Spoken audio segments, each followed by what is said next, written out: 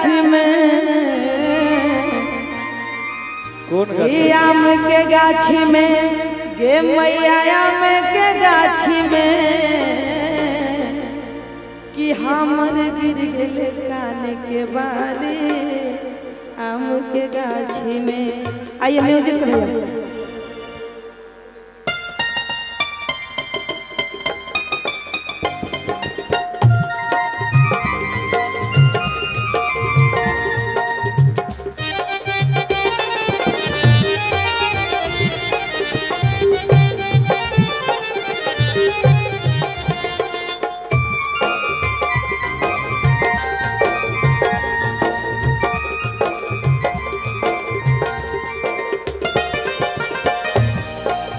आम के गाछी में गे मैया आम के गाछी में,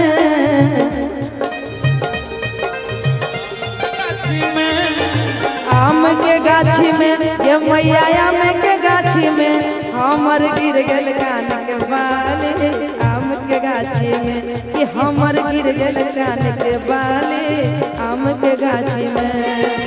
आम के गाछी में गे मैया आम के गाछी में, आम के गाछी में गे मैया आम के गाछी में तोहर गिर गेल कान के बाली आम के गाछी में, तोहर गिर गेल कान के बाली आम के गाछी में।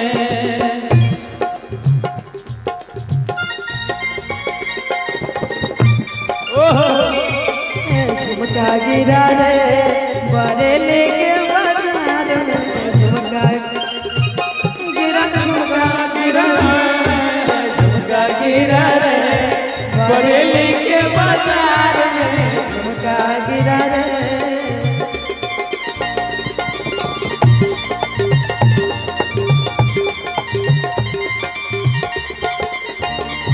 अरे जही गाछ में झूला लगलिए आम छलै चपचिया,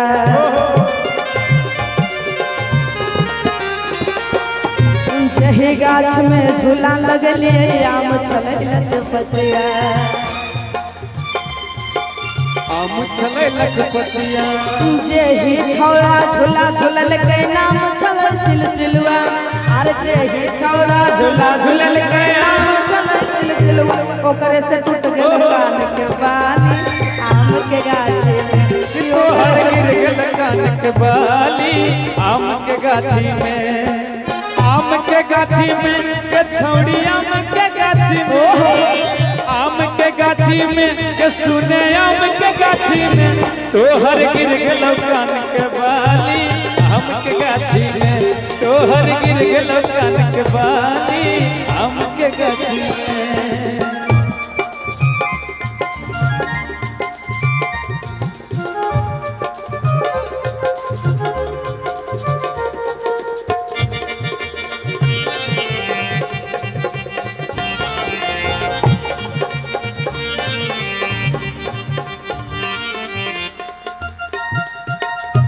क्या बात है?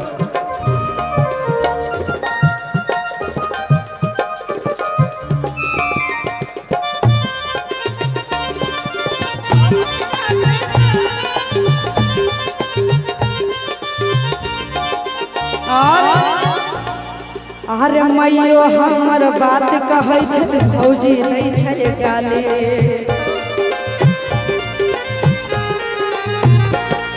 रे मैयो हमर बात कहै छै भौजी नहीं छै गाली, गाँव समाज के लोग कहै छै छौरी छै खेलाली, गाँव समाज के लोग कहै छै छौरी छै खेलाली, केकरो देले होतै बाली आम के गाछी में, केकरो देले होतै बाली आम के गाछी में।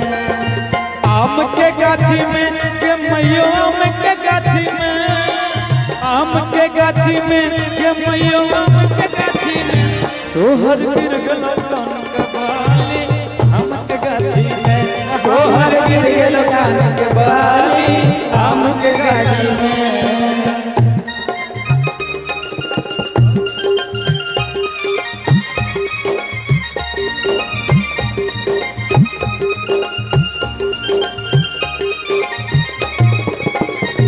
जैसे अम्मा के रस रस चुएला ओ रस चुएला जैसे अमवा के मधुरा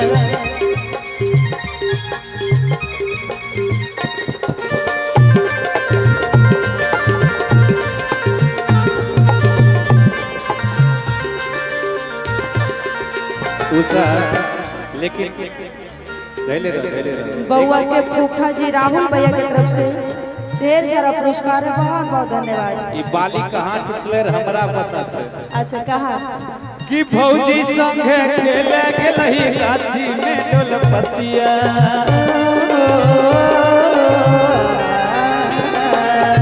भौजी संगे खेले गेलही गाछी में डोलपतिया जेही गाछ पर भौजी चढ़लौ आम छलौ कलकतिया जेही गाछ पर भौजी चढ़लौ आम छलौ कलकतिया कि वही में फंस गेलौ कान के बाली आम के गाछी में वही में फंस गेलौ कान के बाली आम के गाछी में आम के गाछी में गमैया आम के गाछी में आम के गाछी में देउसाया आम के गाछी में तोहर गिर गेलौ कान के बाली आम के गाछी में तोहर गिर गेलौ कान के बाली आम के गाछी में तोहर गिर गेलौ कान के बाली आम के गाछी में तोहर गिर गेलौ कान के बाली आम के गाछी में तोहर गिर गेलौ कान के बाली आम के गाछी में। लेकिन इनके साथ एक और सैड सॉन्ग